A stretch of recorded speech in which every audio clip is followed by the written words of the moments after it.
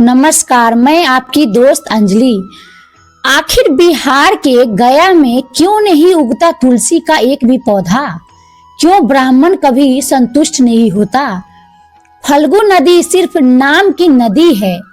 क्यों कौवा हमेशा लड़ झगड़ कर ही खा पाता है? कौवा, तुलसी, ब्राह्मण व गाय को माँ सीता ने क्यों श्राप दिया था, इसके बारे में कुछ लोग ही जानते हैं। आइए हम विस्तार से इस बारे में बताते हैं आपको। वाल्मीकि रामायण के मुताबिक वनवास के दौरान भगवान राम, लक्ष्मण और माता सीता पितृ पक्ष में श्राद्ध करने के लिए बिहार के गया धाम पहुंचे। वहां ब्राह्मण ने भगवान श्री राम और लक्ष्मण को श्राद्ध कर्म करने के लिए आवश्यक सामग्री जुटाने के लिए कहा।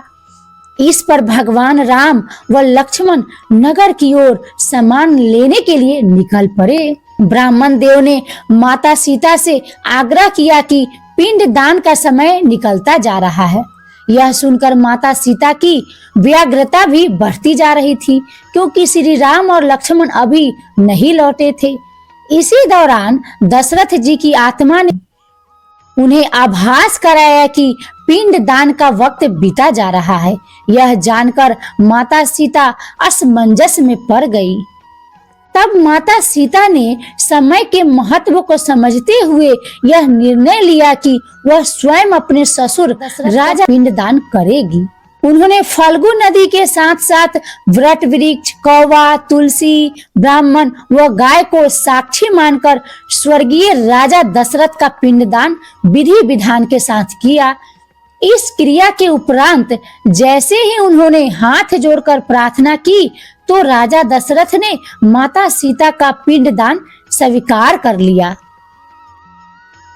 माता सीता इस बात से प्रफुल्लित हुई कि उनकी पूजा दशरथ जी ने स्वीकार कर ली है। इसके बाद उनके मन में संशय भी हुआ कि प्रभु राम इस बात को नहीं मानेंगे, क्योंकि पिंडदान पुत्र के बिना नहीं हो सकता है। थोड़ी देर बाद भगवान राम और लक्ष्मण सामग्री लेकर आए और पिंड दान के विषय में पूछा। तब माता सीता ने कहा कि समय निकल जाने के कारण उन्होंने स्वयं पिंड दान कर दिया। प्रभु राम को इस बात का विश्वास नहीं हो रहा था कि बिना पुत्र और बिना सामग्री के पिंड दान कैसे संपन्न और स्वीकार हो सकता है। इसके बाद माता सीता ने कहा कि वहां उपस्थित फल्गु नदी, तुलसी, कौवा, गाय, वट वृक्ष और ब्राह्मण श्राद्ध कर्म की गवाही दे सकते हैं।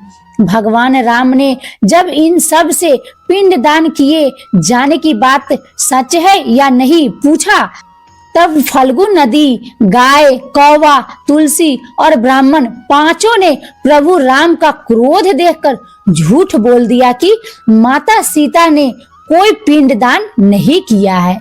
वट वृक्ष ने सत्य कहा कि माता सीता ने सबको साक्षी मानकर विधि पूर्वक राजा दशरथ का पिंडदान किया है।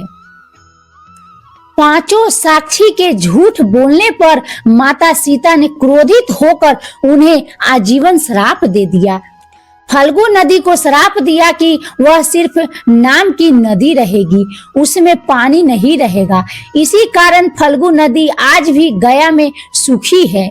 गाय को श्राप दिया कि गाय पूजनीय होकर भी सिर्फ उसके पिछले हिस्से की पूजा की जाएगी और गाय को खाने के लिए दर बदर भटकना पड़ेगा। आज भी हिंदू धर्म में गाय के सिर्फ पिछले हिस्से की पूजा की जाती है। माता सीता ने ब्राह्मण को कभी भी संतुष्ट न होने और कितना भी मिले उसकी दरिद्रता हमेशा बनी रहेगी का श्राप दिया। इसी कारण ब्राह्मण कभी दान दक्षिणा के बाद भी संतुष्ट नहीं होते हैं।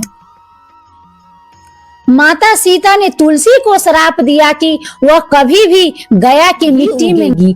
यह आज तक सत्य है कि गया की मिट्टी में तुलसी नहीं फलती। और कौवा को हमेशा लड़ झगड़ कर खाने का श्राप दिया था। कौवा आज भी खाना अकेले नहीं खाता है।